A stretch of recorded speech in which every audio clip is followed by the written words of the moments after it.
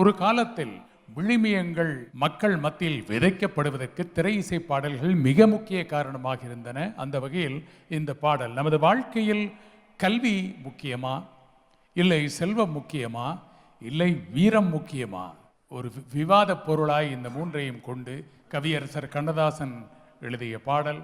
1966 வெளிவந்த பாடல் சரஸ்வதி சபதம் திரைப்படத்தில். அந்த பாடலை அர்த்தம் விளங்க பாடி எங்கள் நெஞ்சங்களில் விதைத்தவர் இசையரசர் TM சௌந்தரராஜன் அவர்கள். அந்த பாடலை இதோ TMS செல்வகுமார் உங்கள் முன்னிலையில் வழங்கும்.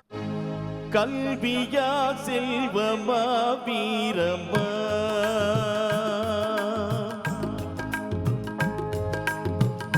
கல்வியா செல்வமா வீரமா, அன்னையா தந்தையா தெய்வமா,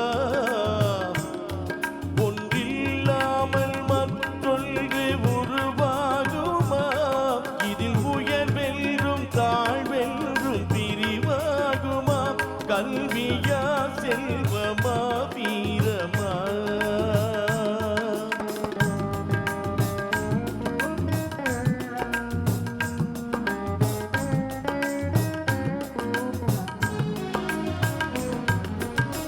படித்தவன் கருத்தெல்லாம் சபை ஏறுமா, பொருள் படைத்தவன் கருத்தானால் சபை மீறுமா, படித்தவன் கருத்தெல்லாம் சபை ஏறுமா, பொருள் படைத்தவன் கருத்தானால் சபை மீறுமா, படிப்பவன் படைத்தவன் யாராயினும், படிப்பவன் படைத்தவன் யாராயினும், பலம் படைத்திருந்தால் அவனுக்கு இணையாகுமா, பலம் படைத்திருந்தால் அவனுக்கு இணையாகுமா, கல்வியா செல்வமா வீரமா.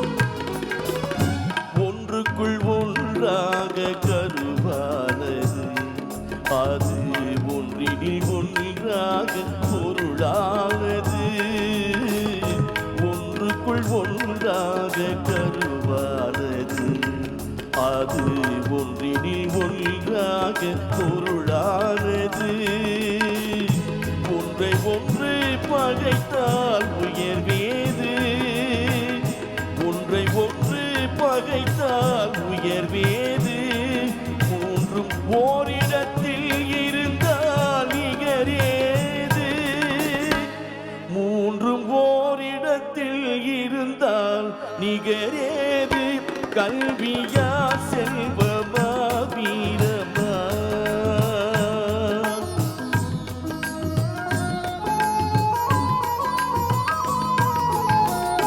மூன்று தலைமுறைக்கு விதி வேண்டுமா,